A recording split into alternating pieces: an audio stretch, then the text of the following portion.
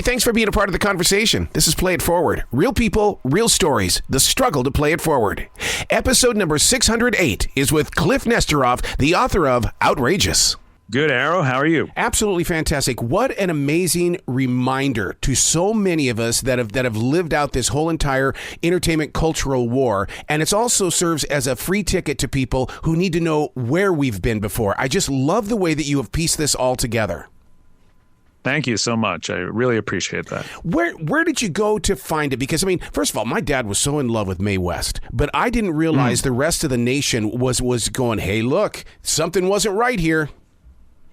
Well, one of the reasons Mae West was so popular was because she was expressing sexuality in an era when you just didn't do that. So she was a big star, first in vaudeville, then on Broadway in the 1920s, a big star in movies in the 1930s, and those film clips are what she's best remembered for.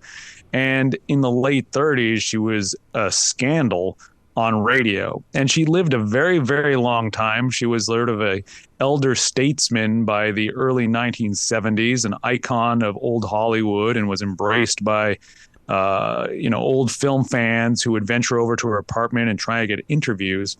But as often happens in our culture, the sort of groundbreaker who was considered salacious when they were young got more conservative as she got older, and she believed Hollywood had gotten too filthy, too dirty by the 1970s, and she was complaining about it. She said, I don't like dirty jokes. I don't like to hear cuss words in my presence. But in the 1920s and 30s, she was being condemned as the scourge of America, and in fact, she wrote a play for Broadway called Sex, which was raided by the Vice Squad in New York. Everybody involved with the play was arrested. Mae West, the entire cast, the lighting director, the stage manager, everybody was arrested. There was a massive obscenity trial.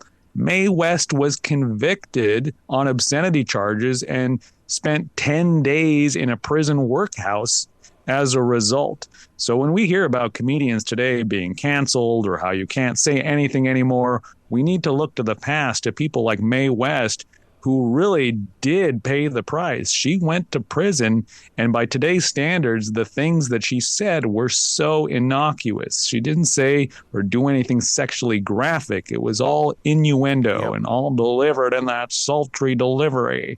And everything she said in that voice sounded sort of dirty, even when it wasn't.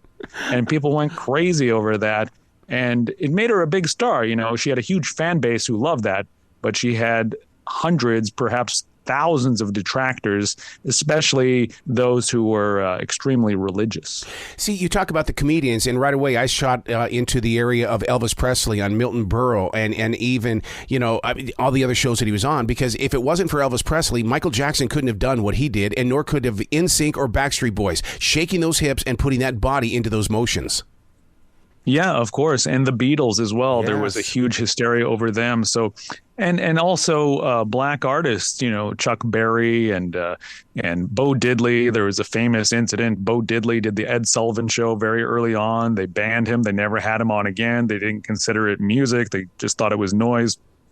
And if you go back and watch that performance, it's incredible. His guitar sounds very, very modern. But yeah, that was a very, very common refrain.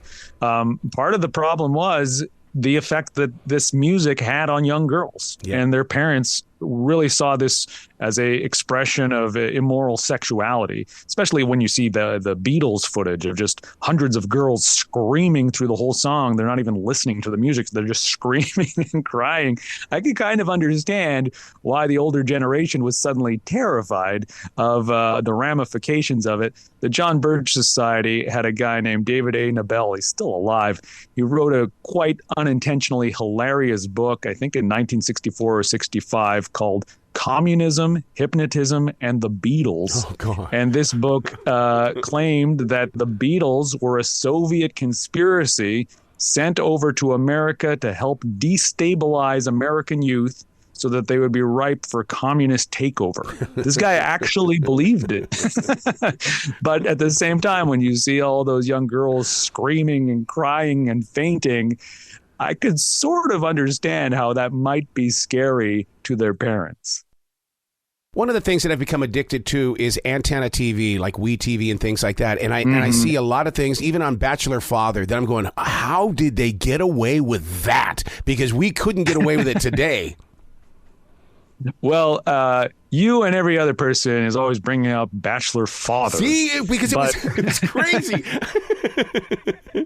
That guy, the actor who played the manservant on Bachelor Father, I think his name was Sammy.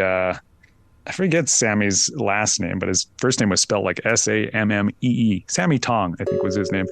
He was in trouble with the mafia. He actually committed suicide because his gambling debts were so astronomical, and he owed mobster bookies hundreds of thousands of dollars that he would never be able to pay him. So he ended up committing suicide. So there's always this dark underbelly to these sort of squeaky clean sitcoms of that era. Bachelor Father, for people that don't remember, is a very sanitized black and white sitcom. It's sort of like that father knows best sort of genre. And yeah, I'm sure there's things in there that would not be permissible today. And Sammy Tong was the Asian manservant. And so a lot of the jokes are sort of at his expense, although they did portray him as a real human being, not a strict stereotype. However, whenever there was an Asian character of any kind in TV shows and movies, they always play that that cliche entrance music. And there were jokes or references to chopsticks. You know, it was frequent. I guess the Mickey Rooney Breakfast at Tiffany's example is the greatest stereotype example. But also there were cartoons where the Flintstones went and took karate lessons. The guys got buck teeth and big glasses and all that stuff. But and that stuff reran all through my youth in the 1980s and well through the 1990s. At the same time, blackface stereotypes had already been eliminated from television. Others lived on for a long, long time. So that type of thing, is not really as permissible today, especially when it comes to racial stereotypes, bigotry, or things that are perceived as bigotry. Those are sort of the big modern taboos. Have you been invited by Netflix or Hulu to turn this into a gigantic multiple episode situation? Because I want to see this. I want to hear it. I want to see moving pictures. I mean, you've planted the seed of something that we need. Oh, thank you so much. Yeah, no, I haven't talked to anybody yet. But when my first book, The Comedians, came out, I did have those types of meetings with Netflix and FX and AMC. And every single person that I had a meeting with 2 years later got in trouble with some sort of Me Too scandal. Oh, so I'm looking forward to revisiting such a project with all the new young people that have been hired to replace all those people who got fired back in 2015. Oh, my God. You got to come back to this show anytime in the future. The door is always going to be open for you. Thank you so much, Arrow. Well, you be brilliant today, okay? All right. Thank you. You too.